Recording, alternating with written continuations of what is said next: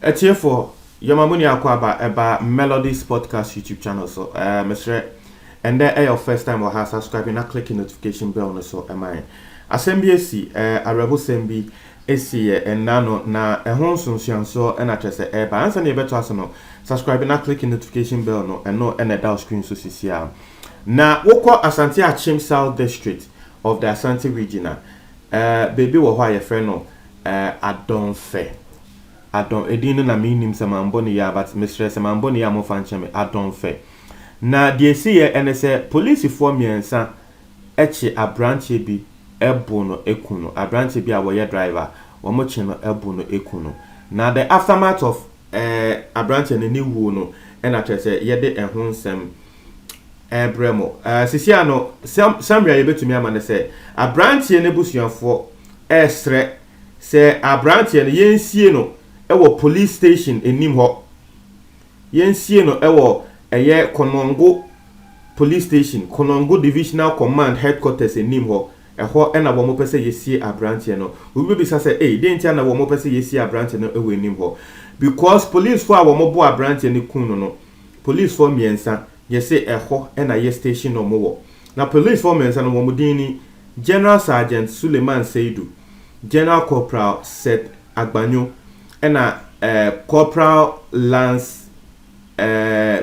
Corporal Salifu Yakubu.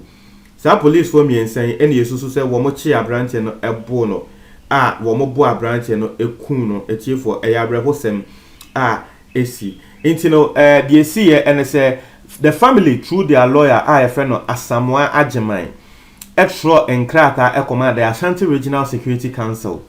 and a family no dear one more kind and say one more this year and the full name Alfred Kofi Ampomano police for no and a bone kun will be a war area hobby name na enu hunti sa police for me and sa ma bomudino ya interdictiomo not as a police juman ya mo de ato ha say one more area investigation inti eno enama ebusuafo no say ye nia ye nim say police for bo a wo mo bo no enu hunti ena wo huye inti ye pese ana ye mpese ye bekwa kosie no ewo musie ye pese ye betutu enim police for mo forecourt mo enim ho no ye pese ye besie no wo ho nti de bia mo ba adwumemu na mo opia na mo esia nyansa ehunu se police for e was mo protect the lives of citizens enye se mo boyen ekuyen nti that is why the family are actually calling for this to happen enu nti na family no wo mo ka se wo mo pese ye sia branch no ewo police station enim ho na police for no ehu de bia wo mo ba adwumemu no mo ho a wo mo de esia nyansa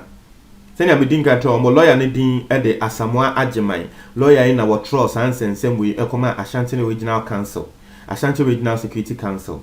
now obviously let me say BBC the Ashanti Regional Security Council I don't know they will not grant a wish like this but pa say yenko see will be police in him there obviously when him say they will not grant a wish like this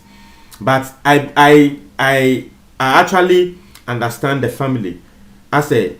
or yaw any ebufu and a woman de ya de way and rightfully so because so this year we should say 1 year because a branch and na woni obi na nenam na woni ne bracket and a nenam na ne bra no de all can and say ne bra ne car say and a wo pakisi kwan ho say wo fixe car no ye be hwan say police for e bedru ho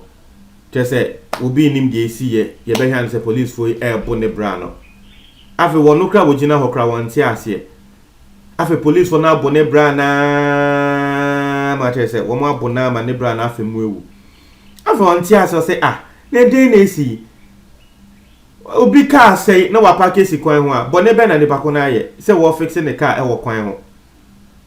inti unim say a wrong identity na police for ne dey afi mu abu no but even if a wrong identity even if okokun obi kan na police for yesremo de bia ye kan say brutality no e ya de a enye brutality ya de a enye na wachi obi abu na ekuno na branch ya te say na we di 33 years wo ye driver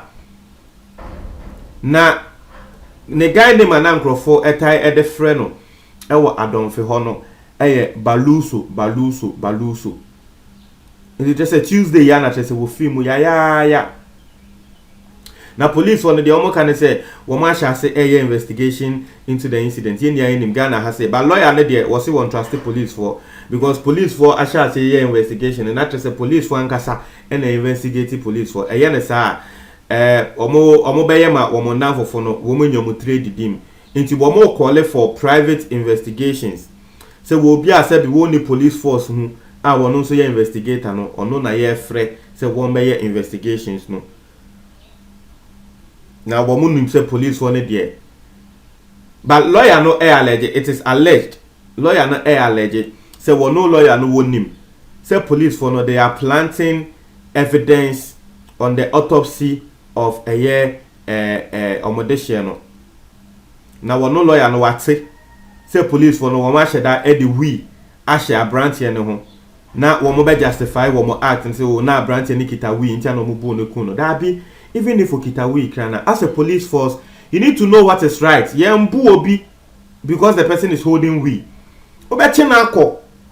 ati ase nti lawyer na kan say police for na sheda na say police for no say wo mo ba bonten e be ka say abrantie no kita we ntia no wo mo bu na say police for no mo yes investigation no so said wo mo trim no wo mo adwen enye adwuma na so obi kita we enu hu nti be justify say wo police miensa akobu ne bako na ku no na won so the investigation about until be justify say wo no kita we ntia na ebu ne ku na say wo yes investigation na said in previous wa adwen enye adwuma. Even if someone is holding we, is it right for the police to brutalize the person and kill the person? It's here for Mr. Mibisao. Say will be ekita we a right say police wo mo bebu ne pako na kuno say wo kita we nti ya bu na kuna na. What's the right thing to do as police officers? Mo de no be call police station. Na say mo be processing to court, am processing to court. Inti media the lawyer na kan yate but investigation so ba bonte na be say no kita we inta na ebo na the what this investigation na ba bonte na say be na adwinye adwuma sana me meka but assembly ACC sa no the chief executive of Asante Achim South Municipality Administration ye kan DC ni sa aban penyefo a wo mo municipality no na efe no Alexander Frimpong na senior ansem ne kono Alexander Frimpong ababonten frɛ eye ebusuafo no airport mocho say wonim say assembly de ayomo ya interna ye ka say abrante ne yenko sie ne ewo police station ho ba wo sɛ ebusuafo no ene say bi wo mo a wo muti area because esi san no area mufo ne nso fo a wo mo so senior me din kan no me kra mete ha no mete asem no me nso me fo aso Dabio so we kune this year o se mo sie no police station ho se mo na mo kun no party ase nti me kra me fo aso but the chief executive of the Asante Achim South Municipality Assembly no baba bonten eden sema betuja se wo pacho ebusuanfo no onim se oyaw abem interna wo mo kasa se wo pacho pa wo mama chese wo mo bo ento wo mo yem na asem we de wo mo be di echia na chese autopsy report no o mo release Yesremo into or urge the family and the residents of Adonfe community to maintain confidence in the investigation process. Into just say the lawyer Nekano was a wapacho maintain the confidence.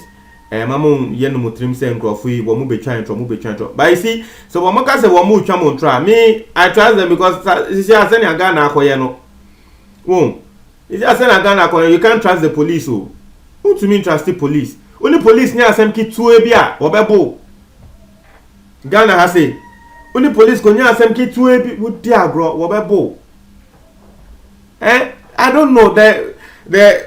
unim say police na say yen train omu ye o say bad influence o you don't know now so omu ko training school enya san dey train omu no mu pia ngofo bone na eye mo mu suon say den o Ghana police and then the number of brutality cases are akoso Ghana police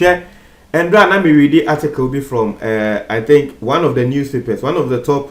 graphic newspapers in Ghana has say asema na investigation and journalists be here and say from 2006 police ni bia ye interdicting no say wabu obi we brutalize you obi from 2006 investigation up to now still investigations no woman conclude here. Not just from 2006 what's the news say police ni akobo journalist say up to now investigation no woman conclude here enka say the police ni wobo journalist na ye police ni nedi woman conclude from 2006 to now how many years ni it tells you say police ni there they even have confidence in themselves say woman boa asem ne nkosi aga wombe boa asem ne nkosi aga what you say intia na womugu so edi insenfun say no etie for mo try wadwe comment box ni mo me da say